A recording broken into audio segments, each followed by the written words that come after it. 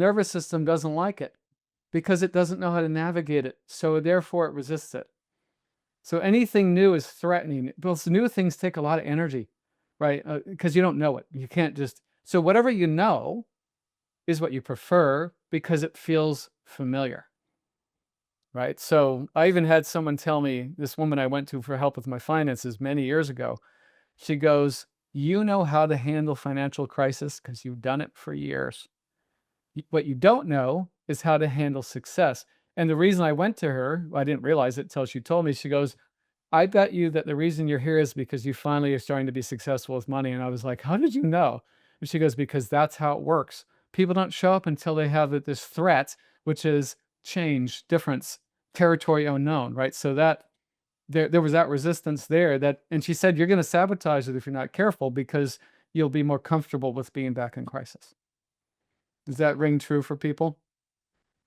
Okay, so the first thing I want to explore, I think, again, is probably the most important one.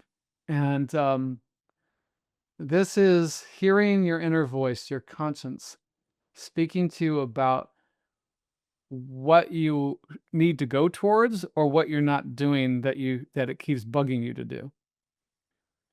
So what I want you to, what we're going to do here is I want you to sit quietly, and I'm going to set a 2-minute timer. That's kind of a good one for this format. And I want you to ask this question to yourself, your conscience. What is it that I'm avoiding, that you keep bugging me about? You know, you have to ask sincerely, right? Or what is it that, what am I doing that I shouldn't be doing, and what am I what I should do that I'm not doing? You might even ask what I'm doing right. So you can ask that too, because that's actually good as well. But those three things, you want to know, what are you doing right? What are you not doing that you should do, and what are you doing that you shouldn't do? And so, and I want you to just write down what comes to you.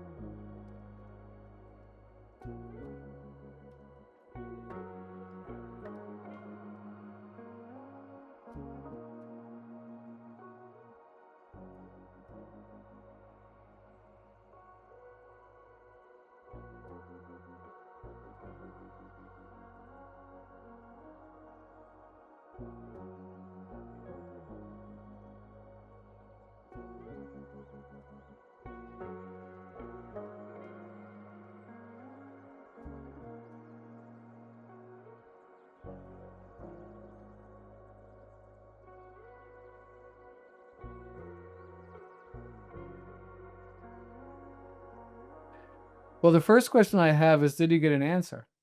Were some of the things you heard hard to hear? Here's the next question. Of the things that it's talking to you about, I want you to focus on the one, it could be more than one, but just let's stick with, one main one that that you're willing to do something about. And that you can do. So it's like, I'm willing and am I able? That's the one you want to start with. because there's plenty of things bugging us that we won't do, and we don't even know why we won't do it, and maybe we just can't. So let's start with the one you can do.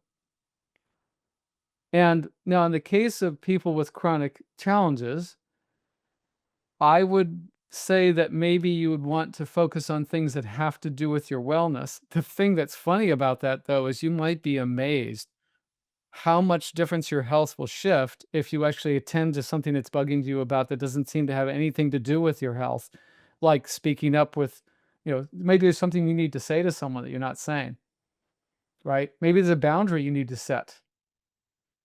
And here's another a set of questions that Jordan Peterson is the one that I learned this from, just in case anyone's interested.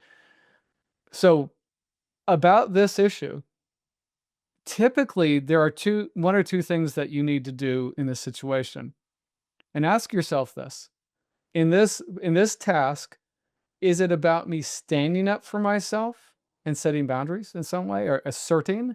Or is it I need to grow up because this is undeveloped part of myself that's immature and is not, developed fully? Those are usually one of the one or two things that you need to decide about anything that's bugging you, more or less, right? And sometimes you have to stand up against yourself, by the way. That's the other thing is sometimes the tyranny comes from within a lot, right? So it's like, I'm not resting enough. Why? Because, well, that's one of mine, because I'm a freaking tyrant that drives myself like a freaking animal or slave. You don't deserve a rest, come on, you worthless, it's like, of course, yeah. And by the way, that's another form of resistance because it's self-destructive. Right? It's like you're saying, I'm a worthless slave and I should whip myself along. I never do enough. It's like, okay, really?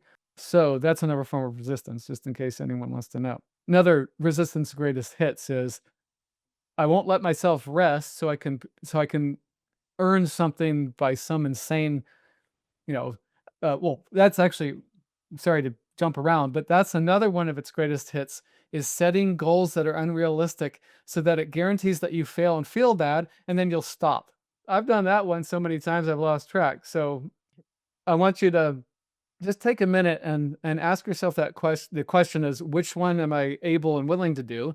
And then of that, what is the issue? Stand up or grow up, or maybe percentages of both. That's also possible. Maybe 20% grow up, 80% stand up, whatever it is that comes to you.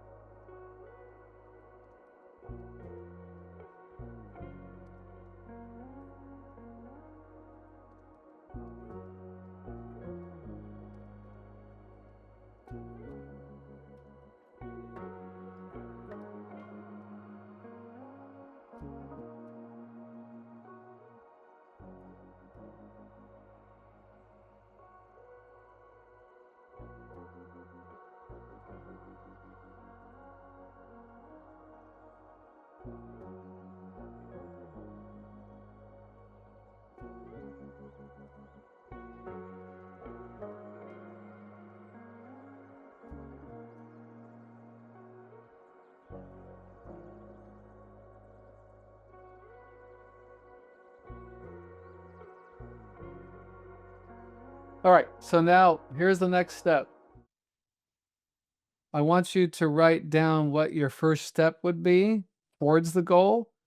But here's the deal. I want you to make it embarrassingly simple, because it has to be. If it truly is in the category of what you're called to, and you're not doing it already, one of the problems is probably that you're trying to take it too big of a step. That's not always the case, but it usually is. So like if you say, I haven't been working out, start with 5 minutes a day. Or you can, like I did years ago, I did a 7-minute workout, which was, it astonished me because I did it for, I think, 6 weeks. And then my partner told me, oh my God, you're looking so much better. You look fitter. And I was like, what? That was 7 minutes a day. So that's how amazing I was. I started simple because I was really out of shape and I was in trouble in many ways. And it transformed me. 7 minutes a day. So we all need to back off on the glorious parades and cheering crowds fantasies about our goals and say, okay, I'm going to get down on my hands and knees and start scrubbing the floor. That's kind of what the humility comes in. So yeah, do that now. You're going to write down your simplest, most embarrassing first step that you're going to commit to daily, by the way.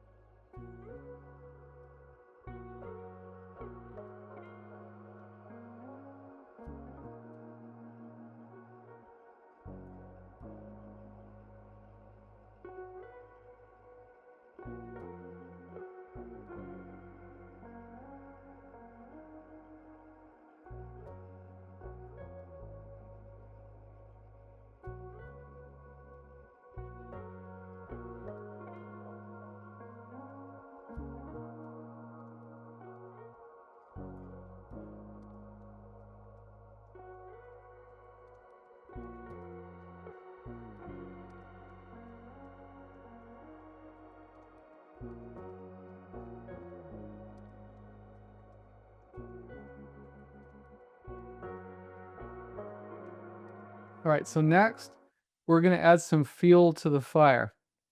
And the way we're going to do that is I want you to imagine what would happen 20 years from now if you don't do this. And if it's not a big impact, it's probably not a very important thing. So just imagine your life 20 years from now. You've resisted this for 20 years, and what are you going to look like in 20 years when you do that?